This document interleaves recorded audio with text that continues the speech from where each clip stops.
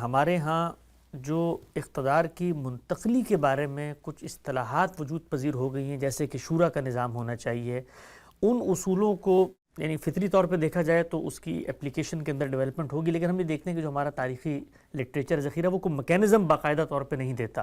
اب موجودہ modern state craft میں میکینزم سامنے آ چکے ہیں، وہ ڈیموکریسی کے ہیں، اس کے اتنے ماڈلز ہیں، اتنی اس کی تفصیلات ہیں، تو تصور تو ہمارے یہاں ایبسٹریکٹ میں موجود ہے، یعنی ہم بھی یہ کہتے ہیں کہ مشورہ باہر کیف ہوگا تبھی حکمرانی لیجیٹیمیٹ ہوگی۔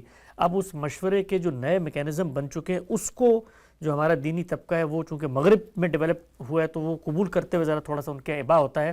اس میں درمیان کا رستہ آپ کو کیا لگتا ہے؟ یعنی کوئی بیچ میں مسلم ڈیموکریسی کے ماڈلز بننے چاہیے، خود ہماری شورائیت کے نظام میں سے نکلنے چاہیے، یہ جو ماڈرن ڈیموکریٹک سسٹم یا بن چکے ہیں عالمی عرف میں، ان کی قبولیت کے درمیان برجنگ کا معاملہ کیسے ہو سکتا ہے؟ اس میں دیکھیے جو مسئلہ پیش آتا ہے وہ یہ ہے کہ آپ کو ریاستیں مل گئیں۔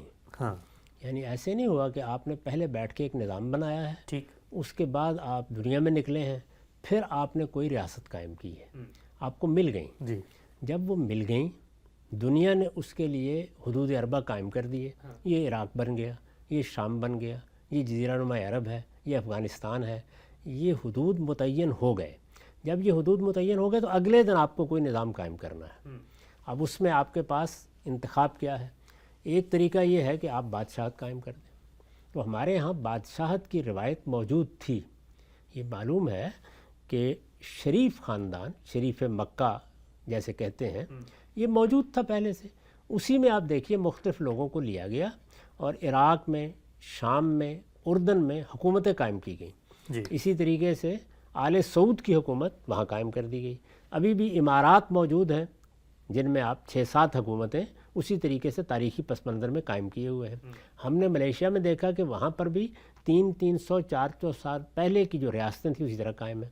ہندوستان میں بارہا عرض کر چکا ہوں کہ 514 کے قریب ریاستیں موجود تھیں، تو ان ریاستوں میں بھی موروثی حکمرانی جاری تھی۔ ٹھیک، تو ایک طریقہ یہ تھا کہ وہ موروثی حکمرانی موجود ہے، آپ اسی طریقے سے نظام چلا رہے ہیں۔ ابھی بھی جزیرہ نما عرب میں، عمان میں، امارات میں، قطر میں، خود جزیرہ نما عرب میں، سعودی عرب جس کو آپ کہتے ہیں، یہ ساری معاملات اسی طریقے سے چل رہے ہیں، اور بھی بعض جگہوں پر اس کی مثالیں دی جا سکتی ہیں۔ دوسرا کیا ہے؟ دوسرا یہ ہے کہ جو نظام مغربی قوموں نے بنا دیے ہوئے ہیں، جیسے پارلیمانی جمہوریت ہے، جیسے صدارتی نظام ہے، اس میں سب سے نمایاں مثال امریکہ کی تھی۔ آپ ان میں سے کسی کو لے لیں اور لے کر ابتدا کر دیں۔ جیسے آپ نے قانونی روایت میں یہ فیصلہ کرنا تھا کہ کامن لا کی روایت، سول لا کی روایت، مسلم لا کی روایت، کچھ موجود ہوگا پہلے سے، کیونکہ ایک ریاست ہے، اس نے اگلے دن اپنا کام انجام دینا ہے، تو آپ اس کو لے لیتے ہیں۔ ایک تیسرا طریقہ کیا ہے؟ تیسرا طریقہ یہ ہے کہ عبوری طور پر آپ نے اقتدار سنبھالا ہے اور آپ نے پھر اپنی روایات کو سامنے رکھ کر کوئی نیا نظام بنایا ہے۔ اس کی سب سے نمایاں مثال دور حاضر میں ایران ہے۔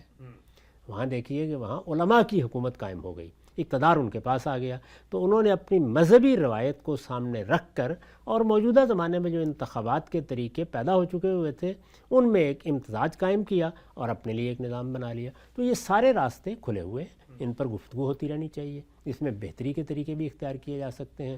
جن ملکوں میں دساتیر بن گئے ہیں ان میں بھی کوئی مہر نہیں لگ گئی، وہاں کے اگر ارباب دانش، وہاں کے علماء، وہاں کے سیاستدان، زعماء سب ملتے ہیں اور مل بیٹھ کے وہ کہتے ہیں کہ ہم اپنے یہاں کوئی نیا دستوری نظام بنانا چاہتے ہیں، ضرور بنائیں۔ اس میں بھی وہی ترتیب ہوگی، اہل علم اس پر کام کریں گے، اس کی تنقیح ہوگی، مختلف تجاویز سامنے آئیں گی، اس کا ایک عمومی رجحان پیدا ہوگا، لوگوں میں جس چیز کو زیادہ قبولیت حاصل ہو جائے گی سیاستدان بھی اس کو اختیار کرنے کے لیے تیار ہو جاتے ہیں۔ تو اس طریقے سے تدریجی طور پر آپ مختلف مراحل سے گزرتے ہیں۔ یہ عملی مسئلہ ہے، اس میں باہر بیٹھ کر کچھ نہیں کیا جا سکتا۔ جو کچھ دنیا میں موجود ہوگا وہاں سے آپ ابتدا کریں گے، اور دنیا میں کیا موجود ہے؟